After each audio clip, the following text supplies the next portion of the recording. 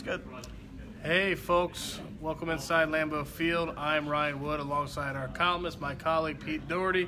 Hello. We're going to get to the inactives real quick. Pete, this is the proverbial they're playing a 1-4 team before the bye, so if anyone's close, don't risk it, I think. Obviously, Randall Cobb and Geronimo Allison are inactive tonight with hamstring injuries, as ESPN reported early in the day. But they're not the only key players out today. Jair Alexander and Bashaud Breeland. Bashaud Breeland will have to wait for his debut. Both of them out with Bashaud Breeland a hamstring, Jair Alexander a groin. You surprised at either one of those? Not with Breeland. I mean, what was he going to do tonight anyway? You know, he's been with the team 2 weeks. He wasn't going to play unless there was an injury or two. Alexander, he practiced last week some, so you were saying before we went on air that you thought he'd have been active, and I'd have thought so too. Brian Balaga is active tonight. That's the good news. Imagine he'll start at right tackle.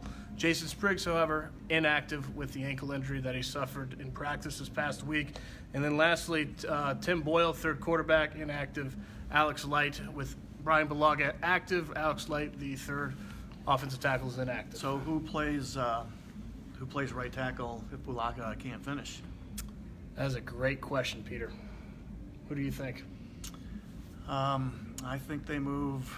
Justin McCray's active. I think they move Bell to right tackle and play McCray at right guard, or play McCray at right tackle. I think they really don't want to do that, though. I think that, Justin McCray told our Tom Silverstein that he was really just an emergency situation last week in Detroit. He's active. I imagine it's much the same way with that shoulder, that he's only for emergency purposes. But at this point, if Brian Balaga was not able to finish, that would be an emergency. Levi thinks McCray, and that's actually probably the best guess. Really need the young receivers to step up. You're right. And who's it going to be tonight? Marquez Valdez-Scantling has showed some promising signs, I think. Equanimity, St. Brown. Does Jamon Moore get onto the field tonight I'm curious at all? to see St. Brown play again, and in a game where it's not a blowout, where they're throwing like crazy, and the big play that he had last week was in the last 2 minutes of the game. Curious to see what he does in the middle of the game when it's a competitive, tight game. But he showed some ability there. He's not a super quick guy, but when he gets a chance to build up the speed, he can run. Paul's asking who gets more time, MVS or St. Brown. Both is the answer, because Geronimo Allison and Randall Cobb are both out. It's going to be Devontae Adams with the two rookies. That's your second and third receiver. And MVS has been ahead of Equanimity St. Brown, but I thought Equanimity St. Brown showed well for himself in Detroit. He made a couple plays. Yeah, they've got to like what they've seen of MVS so far. He's helping them this year. Everyone talking about getting Jones carries. It's hard to not see the end of that. Something about constantly something. So does he start tonight? Is he in the starting lineup? All right, so I said at the beginning it feels like the proverbial they're playing a 1-4 team, a toothless 49ers team before going on bye. Don't do any damage. Does it feel that way to you or not? Think I'm all wet here? I don't know how they think on these things. They certainly would never admit to that. No, they would never admit to that. But no. It probably does play in their thinking. Did I see that someone just post that Paul Allen died? I don't know. Could have sworn that's what it said. I'm sorry if that was not what it was, but I could have sworn that's what it said. So I will say no on Aaron Jones. I will say my guess, and it is just a guess, because no on the starting. Yeah, I think How it's about playing in the first series. I think maybe. Sure. I mean, the big question is will his usage overall, will it be that different than the prior games? I don't think it will be. I think that maybe when they go to LA, New England, when the teeth of their schedule, he's fresh. I think maybe his usage will increase then. I would guess no tonight. Really? I would guess no. I'm thinking he gets more touches. I would have thought that in week 3, though. Yeah, no, I think we all would have. I would have thought that the past couple weeks. Yes, Paul Allen has passed away. I think it's at age 65. Wow. I don't know if he's who takes control of the Seahawks, who has ownership now. Yeah, I don't know what his family is. What's their family situation is. That's awful. Breeland's out because of a hamstring injury. He must have gotten that basically the first week that he came to the Packers, which was 2 weeks ago. How come everyone's always hurt? Well, because it's football primarily. Go look at what happened in Minnesota this past week. Mike Hughes, the first-round pick, out for the year with an ACL. It happens everywhere. Rip Paul Allen, indeed, Matt. How do you think the drops? Somebody asking about the drops at receiver. How do you think they've been this year? As far as just catching the ball, because the rookies were the rookies had issues catching the ball in the preseason games. You're right. But well, I can't say that's been that much of an issue. I haven't noticed that being the biggest issue. MVS. The biggest issue I can think of is Randall Cobb week 3 in Washington, where he had the drops. Yeah. Last week, Jimmy Graham. So it's been kind of the veterans, which is bizarre. The guys that you wouldn't expect it, they've had some drops. In the big picture, is that an issue? Probably not. I think that'll correct itself. Ricky doesn't have the inactives. We did go over them earlier. Do you want to read them one more time just for people who just joined us? Yeah, basically what you need to know, the 2 receivers, Geronimo Allison, Randall Cobb, they're out with hamstrings. The other side of the ball, bigger surprise, Jair Alexander's not playing because of a groin. And Bashad Breeland, who I thought was kind of a flip of a coin coming in at best. His debut is going to be delayed because of a hamstring injury. But Brian Bulaga is active, and that's of the 5, who needs to be active. If you had to pick one of those 5, I think you would say Brian Bulaga. Yeah, it's funny. Somebody's asking why the Packers defense is horrible every year. You know, and just watching the game, we don't get a chance to watch games on a lot of weekends because the Packers are playing. I'm not so sure anybody plays any defense in this league. I mean, Jacksonville got stomped. They're supposed to have one of the best 2 or 3 defenses in the league. Vikings a couple weeks ago gave up, how many points was it to the Rams? 38, something like that. The game on Monday night, 43-40 or 42-40 or whatever that was. I mean, it's an offensive game. I don't know if anybody plays any defense. Hey, speaking of offense, I know you wrote about it this week. What kind of a bounce back do you think we see from Mason Crosby tonight?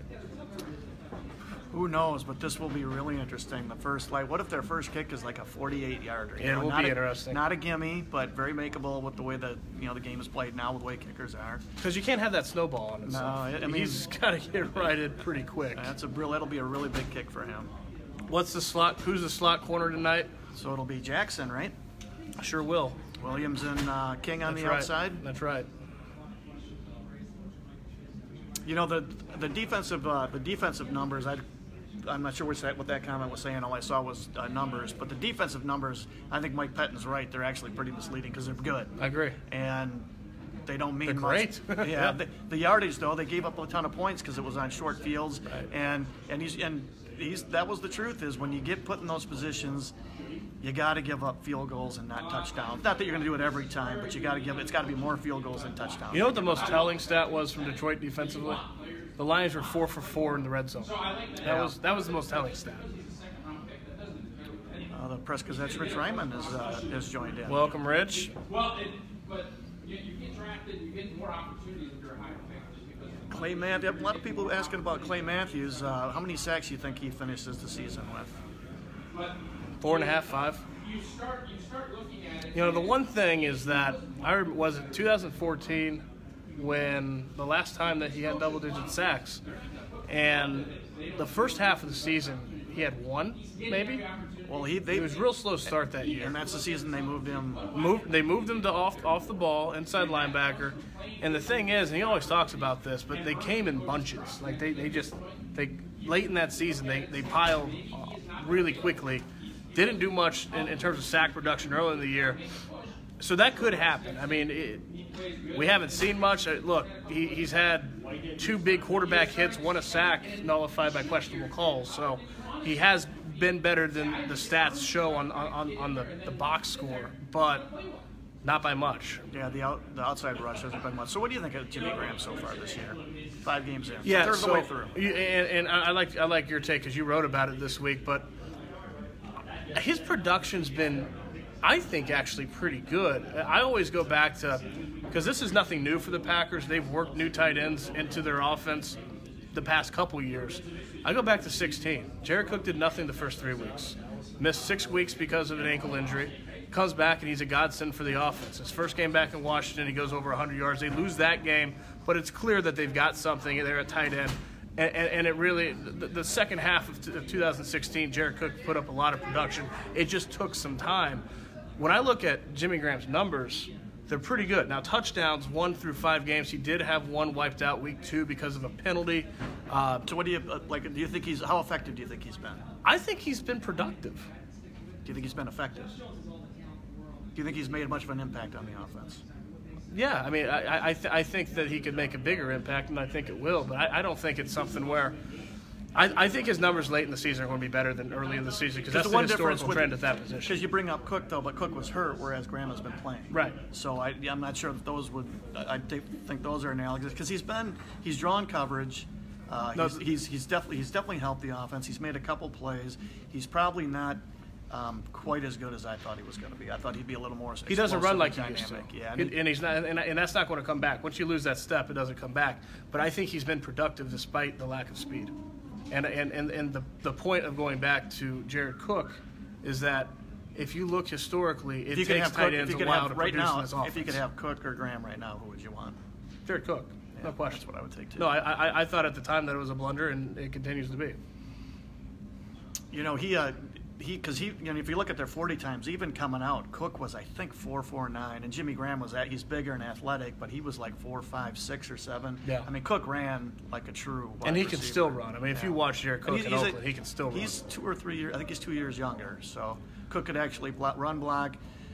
Not real well, but better than Jimmy Graham. It's a low bar, but yes. But if you were to be told that Jimmy Graham is going to get about 65 catches for 650, 700 yards, and a few 4 or 5 touchdowns, what would you have thought of that? I would have. That's what he's on pace for. I would have been looking for 9 to 11 touchdowns.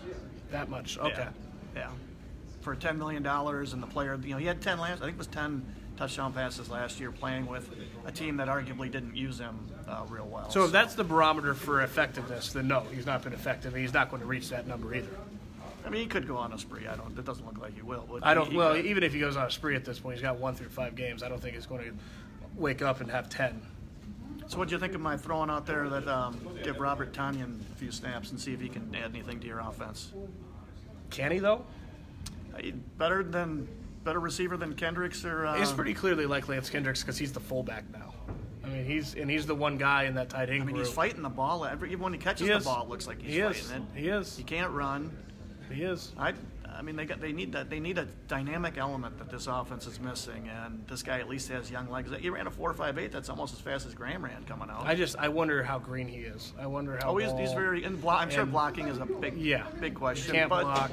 I mean, look how well the offense functioned when. I realize it's third stringers, but when he was out there with Boyle played great in that last game, and then he comes out, and then things went south for Boyle. Don't you think if he could play that he'd be playing?